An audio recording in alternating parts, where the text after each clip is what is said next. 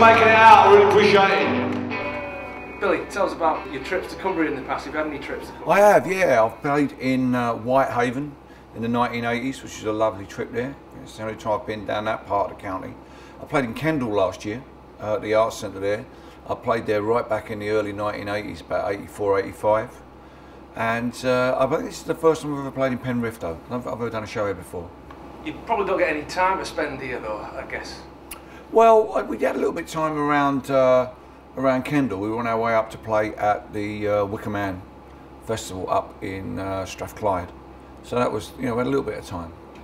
There's many reasons to be pleased that our young people are becoming radical again, but one of the things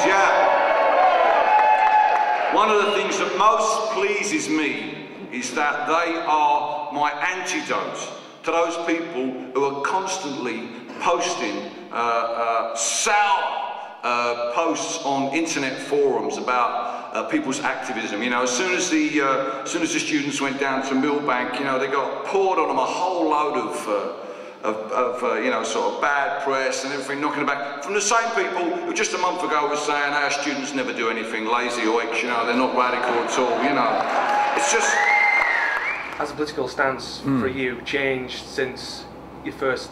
Well, not really, because I think I'm trying to, you know, I want to live in a compassionate society, which means I want to live in a fair society, which means I'm more interested in a society where we have free healthcare, free education, decent affordable housing, proper pensions, which means people should be taxed, you know. So on issues like, you know, the cuts to the welfare state, tuition fees, I'm in favour of people getting paid, you know, their fees to go to university.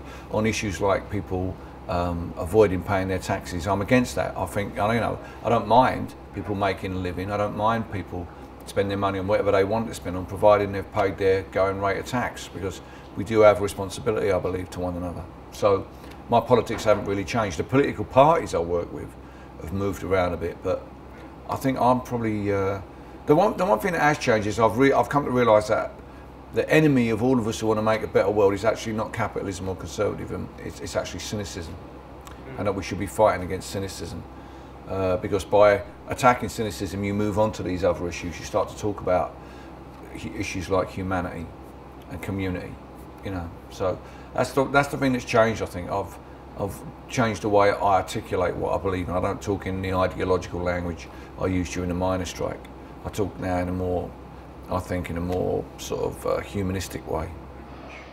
The cynicism that really damages our society is the cynicism that we feel, people who really do want to make the world a better place, the cynicism that we have to face all the time. And I speak myself, you know, I have my cynical days. I helped to get Tony Blair elected. You can imagine how, you know, what a dark night of the soul I have thinking about that. I voted for Liberal Democrats, tactical voting, you know, and so exactly, yeah, I know, tell me about it.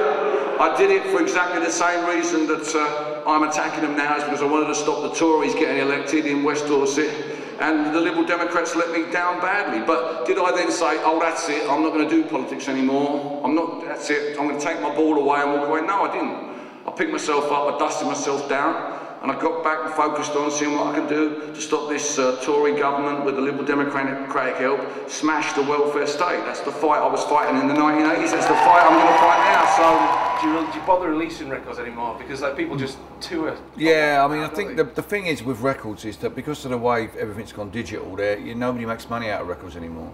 And the industry's kind of gone back to how it was before the 60s, where bands put out records for promotion and mostly would give away our songs free on the internet and make money doing live shows and selling merchandise. That's the thing. I mean, this is weird, but in the last year, I'll probably give away 6 songs free on my website, and I've put out 6 different new t-shirts which I'm selling.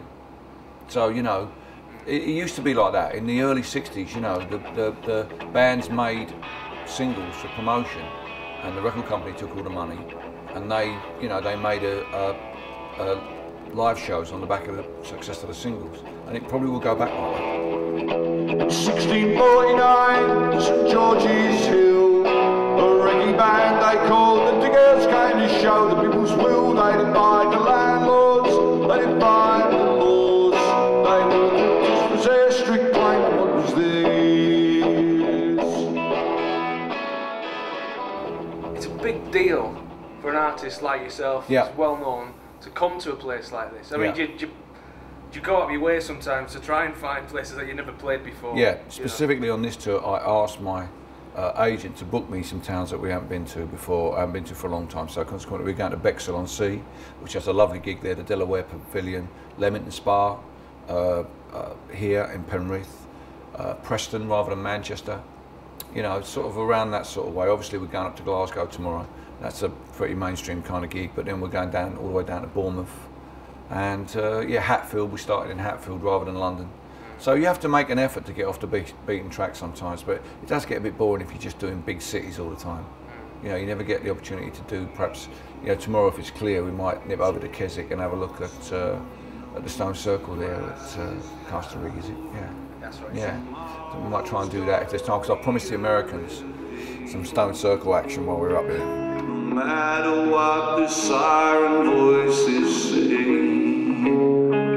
tomorrow's gonna be a better day.